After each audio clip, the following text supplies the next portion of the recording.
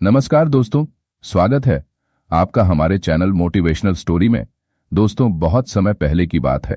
अवंतीपुरा का सेठ रूपचंद बहुत लालची व्यक्ति था। उसने गांव के कई लोगों को ब्याज पर पैसा उधार दे रखा था, जिसके बदले में उसने उनकी जमीन अपने पास गिरवी रख ली थी। सेठ रूपचंद ने गांव वालों की मजबूरी का पूरा फायदा उठाया और उन्हें ऊंचे ब्याज पर पैसा उधार दिया। एक बार जब कोई उससे कर्ज लेता तो वह उसके जाल में ऐसा फंसता कि अंततः उसे अपनी जमीन से हाथ धोना पड़ता। हालांकि गांव के लोग उसकी बेईमानी से अच्छी तरह वाकिफ थे, फिर भी कई बार मजबूरी में उन्हें उससे उधार लेना पड़ता था कि घर में उसकी पत्नी वसुंधरा और 8 साल का बेटा था। रूपचंद जितना लालची और बेईमान था, उसकी पत्नी वसुंधरा उतनी ही दयालु थी। वह ईश्वर में विश्वास रखने वाली और जरूरतमंदों की मदद करने वाली महिला थी। वह अक्सर रूपचंद को समझाती कि बेईमानी से की गई कमाई एक दिन उन्हें बर्बाद कर देगी, लेकिन सेठ रूपचंद उसकी बातों को एक कान से सुनता और दूसरे कान से निकाल देता। गांव के कई छोटे बड़े लोगों की जमीनें रूपचंद के पास गिरवी थीं।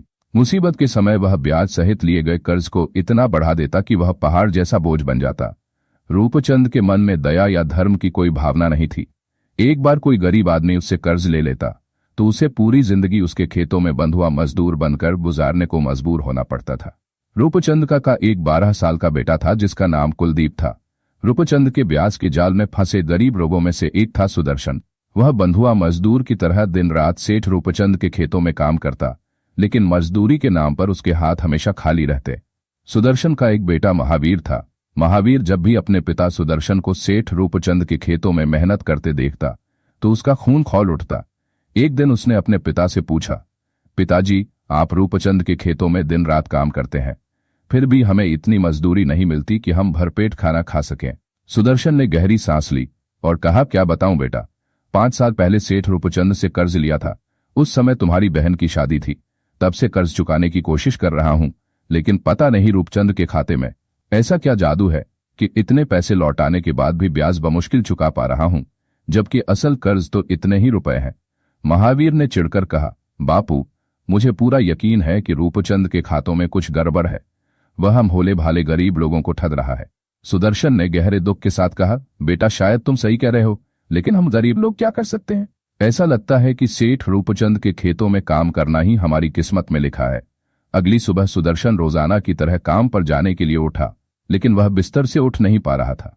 महावीर ने देखा कि उसके पिता की तबीयत ठीक नहीं है। गरीबी के कारण उन्हें ठीक से खाना भी नहीं मिल पा रहा था। ऊपर से दिन रात मेहनत और सेठ के कर्ज की चिंता, इन सब ने मिलकर उसे अंदर से दीमक की तरह खा लिया था। महावीर ने अपने पिता के इलाज के लिए गांव के डॉक्टर को बुलाया। डॉक्टर ने दवा दी और उन्हें कुछ दिन आराम करने की सलाह दी, लेकिन दिन बीतते गए और सुदर्शन की तबीयत में कोई सुधार नहीं हुआ, बल्कि उनकी हालत और भी बिगड़ती गई। फिर वह दिन आया जब सुदर्शन की मौत हो गई। मौत के लिए सेठ जिम्मेदार है। उसने मन ही मन तय कर लिया कि वह सेठ रूपचंद को मारकर अपने पिता की मौत का बदला लेगा। अब वह उसे जान से मारने पर तुला हुआ था। सेठ रूपचंद के घर पर नजर रखने लगा। वह उसकी हर गतिविधि पर नजर रखने लगा ताकि जब भी मौका मिले वह उसे मार सके। एक दिन उसे पता चला कि उस रात सेठ रूपचंद अपने घर में बिल्कुल अकेला होगा, यहां तक कि उसके नौकर भी वहां नहीं होंगे। आधी रात महावीर धारदार खंजर लेकर सेठ के घर में घुस गया। जैसे ही वह सेठ रूपचंद के कमरे में दाखिल हुआ, उसने बिना देर किए खंजर से उस पर वार कर उसे मौत के घाट उतार दिया। लेकिन तभी कुछ ऐसा हुआ जिसकी उसने कल्पना भी नहीं की थी। सेठ रूपचंद के 9 वर्षीय बेटे कुलदीप ने उसे हत्या करते देख लिया था। कुलदीप जोर जोर से चीखने चिल्लाने लगा, लेकिन महावीर तेजी से वहां से भाग गया। भागते भागते वह घने अंधेरे में कहीं गायब हो गया। कहां गायब हो गया, इसका किसी को पता नहीं चला। उस रात के बाद उसे गांव में किसी ने नहीं देखा। इधर सेठ रूपचंद की मौत 9 वर्षीय बेटे कुलदीप की आंखों के सामने हो गई। उसने अपने पिता की मौत देखी थी। यह घटना उसके लिए गहरा सदमा थी। सेठ की मौत के बाद अब उसके पालन पोषण की पूरी जिम्मेदारी उसकी मां वसुंधरा पर आ गई थी। उसकी मां ने अपने बेटे का पालन पोषण बहुत अच्छे से किया, लेकिन वह अपने पिता की मौत के बाद भी अपने बेटे की परवरिश नहीं कर पाई। जैसे जैसे कुलदीप बड़ा होने लगा, उसके मन में अपने पिता की मौत का बदला लेने की इच्छा और भी प्रबल होने लगी। वह अक्सर अपनी मां वसुंधरा से कहा कहता था, मां, जब मैं बड़ा हो जाऊंगा तो अपने पिता के हत्यारे को नहीं छोड़ूंगा। लेकिन उसकी मां उसे समझाती थी, बेटा, जो हो गया उसे भूल जा।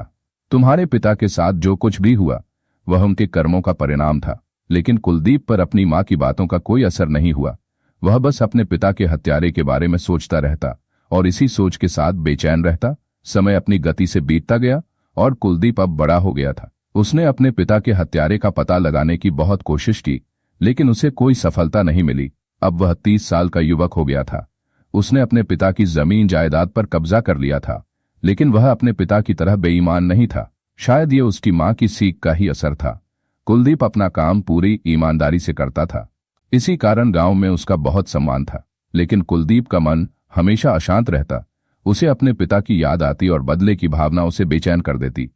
उसकी मां वसुंधरा अक्सर उसे समझाती कि बेटा कुलदीप, पुरानी बातें भूल जा, बीती बातों को याद करने से कोई फायदा नहीं होगा। लेकिन कुलदीप पर इन बातों का कोई असर नहीं होता था।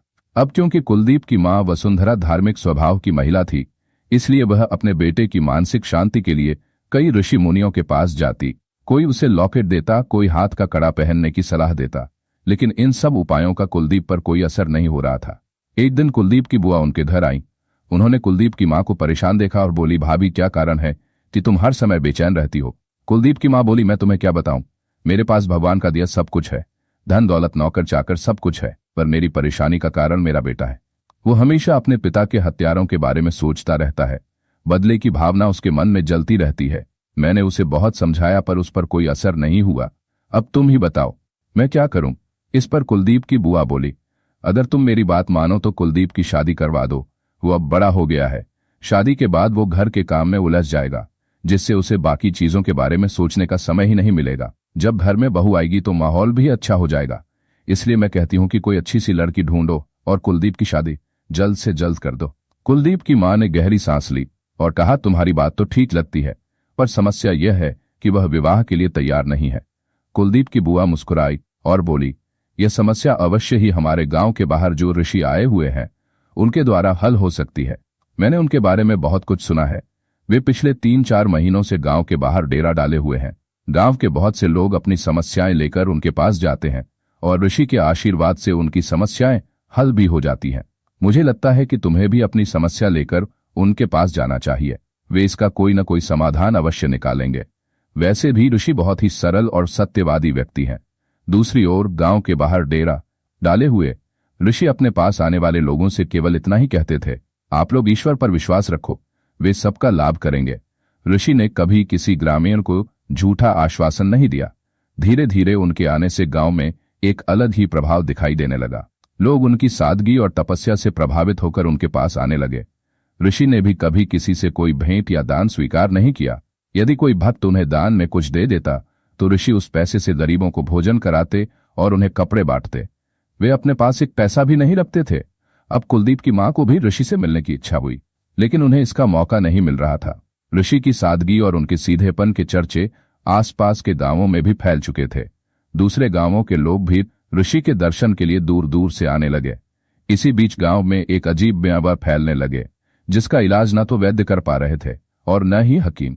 यह देखकर ऋषि की बढ़ती प्रसिद्धि से ईर्ष्या करने वाले कुछ दुराचारी और धूर्तों ने इस मौके का फायदा उठाया।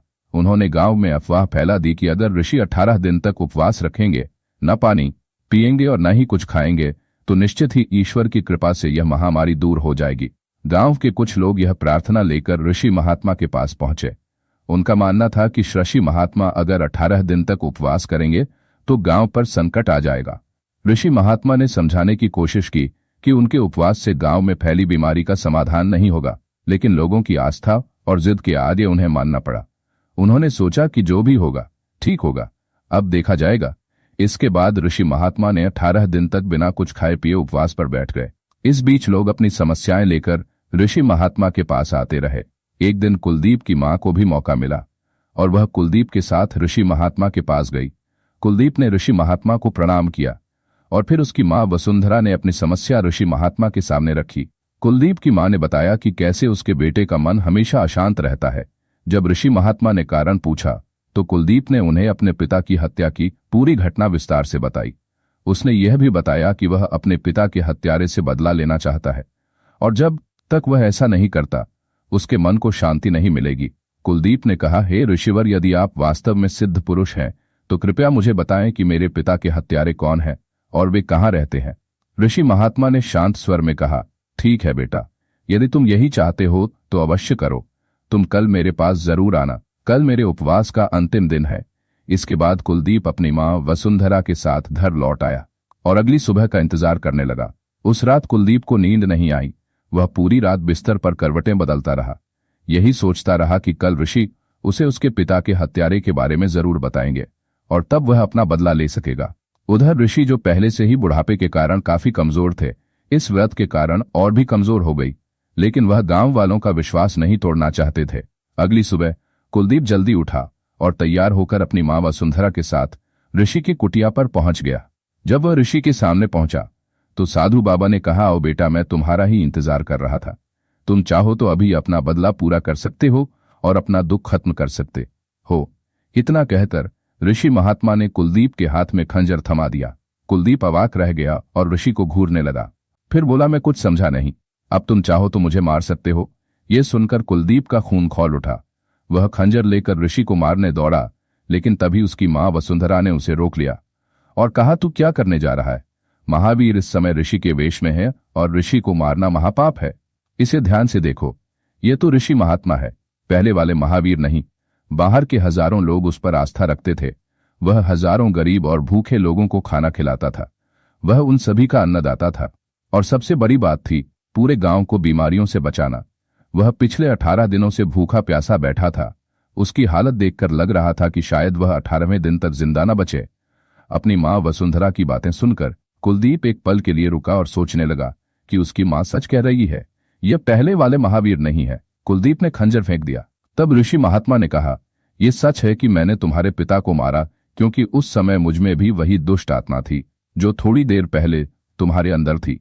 लेकिन उसके बाद मैं पकड़े जाने के डर से छिपकर गांव गांव घूमता रहा। मैं जंगलों में भटकता रहा। मेरा मन अशांत हो गया और फिर एक दिन मैं एक साधु के पास गया और उनके साथ रहने लगा। यह इन गांव वालों की आस्था ही है जिसकी वजह से मैं 18 दिन के उपवास पर हूं। यह कहते हुए संत की आंखों से आंसू बहने लगे। उन्होंने आगे कहा, मुझे पहले से ही पता था कि मैं उसी गांव में जा रहा हूं जहां मैंने सेठ रूपचंद को मारा था, और मुझे यह भी डर था कि तुम मेरे पास जरूर पहुंचोगे, लेकिन अब मुझे मौत का कोई डर नहीं है। इसके बाद कुलदीप ने महावीर को मारने का विचार अपने दिल से निकाल दिया। अब उसका मन शांत हो गया और वह अपने घर लौट आया। इस बीच 18 दिनों तक बिना खाना पानी के उपवास करते हुए ऋषि की तबीयत काफी खराब हो गई थी, इतनी कि 19वें दिन उनकी मौत हो गई। इसके साथ ही गांव में फैल रही बीमारी भी खत्म हो गई। सभी गांव वालों ने मिलकर ऋषि महात्मा के लिए एक समाधि बनवाई, लेकिन आज तक कोई भी यह सच्चाई नहीं जान पाया कि यह ऋषि सालों पहले गांव में आए थे या कुछ समय बाद। कुलदीप की मां वसुंधरा ने एक अच्छी लड़की ढूंढ ली और कुलदीप की शादी बड़ी धूमधाम से कर दी। दोनों अपना वैवाहिक जीवन खुशी जीने लगे। तो दोस्तों, कैसी लगी आज की कहानी कमेंट बॉक्स में जाकर जरूर बताएं। वीडियो अच्छी लगी तो लाइक और शेयर करें। चैनल पर पहली बार आए हैं तो सब्सक्राइब करना ना भूलें। धन्यवाद। मिलते हैं एक नई कहानी लेकर। नमस्कार।